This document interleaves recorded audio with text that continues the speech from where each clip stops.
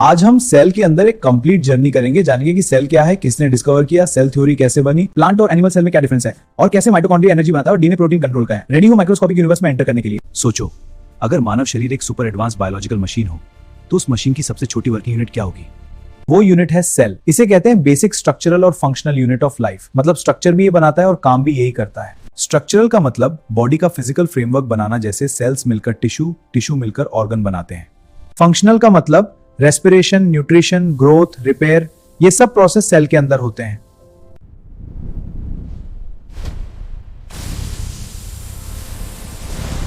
सोलह 1965 में Robert Hooke ने माइक्रोस्कोप से कॉर्क देखा। उन्हें छोटे बॉक्स जैसे खाली कोष्ठ दिखे। फिर लीवेनहुक ने पॉन्ड वाटर देखा और पहली बार लिविंग सेल्स देखे, बैक्टीरिया और प्रोटोजोआ।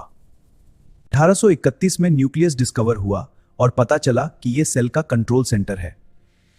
1677 में ल्यूवेनहुक ने मानव शुक्राणु कोशिकाएं देखी। एक पानी की बूंद में पूरी अदृश्य दुनिया छिपी थी। फिर आता है 1831। Scottish botanist Robert brown plant cells observe करते हुए एक डार्क राउंड स्ट्रक्चर डिटेक्ट करते हैं, जिसे वो नाम देते हैं न्यूक्लियस। 1838 में जर्मन वनस्पति शास्त्री मैथियस श्लाइडेन ने निष्कर्ष निकाला कि सभी पौधे कोशिकाओं से बने होते हैं। 1839 में जर्मन फिजियोलॉजिस्ट थियोडोर श्वान ने जानवरों के टिश्यू स्टडी करके बोला, जानवर भी सेल से बने हैं। और फिर 1855 में जर्मन फिजिशियन रुडोल्फ विर्चो ने एक पावरफुल स्टेटमेंट दिया, ओमनिस सेलुला चेलुला, मतलब हर नई सेल पुरानी सेल से बनती है। लास्ट में 1665 से 1855 तक एक कॉर्क स्लाइस से शुरू हुई जर्नी है, आज डीएनए एडिटिंग तक पहुंच चुकी है। बाद में सेल थ्योरी आई, सब लिविंग ऑर्गेनिज्म सेल से बने हैं और नई सेल पुरानी सेल से बनती है। सोचो, अगर सेल डिवीजन ना हो तो ग्रोथ कैसे होगी? प्लांट सेल के बाहर होती है सेल वॉल। ये सेलुलोज से बनी हार्ड प्रोटेक्टिव लेयर है जो प्लांट को शेप देती है। इसके अंदर होती है प्लाज्मा मेम्ब्रेन। ये सिलेक्टिवली परमेबल होती है, मतलब हर मॉलिक्यूल को एंट्री नहीं मिलती। साइटोप्लाज्म एक जेल लाइक मीडियम है जहां एंजाइम्स काम करते हैं और मेटाबॉलिक रिएक्शंस होती हैं। न्यूक्लियस के अंदर होता है डीएनए जो जेनेटिक ब्लूप्रिंट है। ये डिसाइड करता है बॉडी का स्ट्रक्चर और फंक्शन। डीएनए से आरएनए बनता है, इस प्रोसेस को ट्रांसक्रिप्शन कहते हैं। फिर राइबोसोम प्रोटीन बनाता है, ट्रांसलेशन। अगर प्रोटीन ना बने तो बॉडी रिपेयर कैसे होगी? माइटोकॉन्ड्रिया को पावर हाउस कहते हैं। यहाँ रेस्पिरेशन होता है और एटीपी बनता है जो एनर्जी करेंसी है।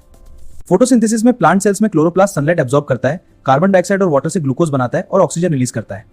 एनिमल सेल में सेल वॉल नहीं होती, इसलिए ये फ्लेक्सिबल होता है। लाइसोसोम वेस्ट को डाइजेस्ट करता है, इसे सुसाइड बैग भी कहते हैं। सेंट्रियोल्स सेल डिवीजन में स्पिंडल फाइबर्स बनाते हैं और माइक्रोविलाई सरफेस एरिया बढ़ाकर अब्जॉर्प्शन इंक्रीज करते हैं।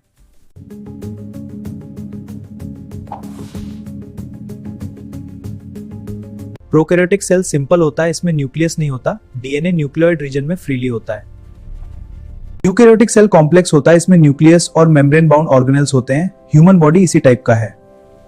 अगर माइटोकॉन्ड्रिया फेल हो जाए तो एनर्जी खत्म, अगर राइबोसोम रुक जाए तो प्रोटीन बांड। तो सबसे इंपॉर्टेंट ऑर्गेनेल कौन सा है? सोचो। सेल छोटा जरूर है, लेकिन इसके अंदर पूरा बायोलॉजिकल यूनिवर्स छुपा है।